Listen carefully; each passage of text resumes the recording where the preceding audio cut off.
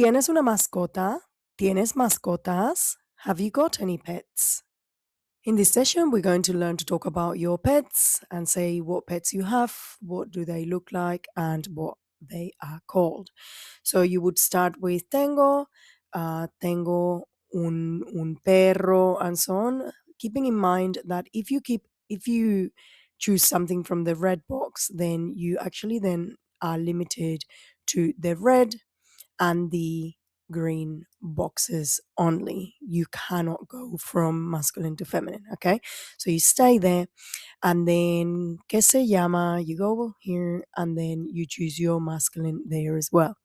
Let's have an example. Tengo un perro negro que se llama Bobby. No tengo un pingüino blanco que se llama Max, right? So I know you wouldn't say that, but it's just good to learn the structure.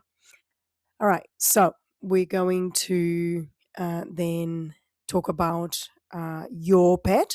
Tú tienes una gata. You can go down here as well.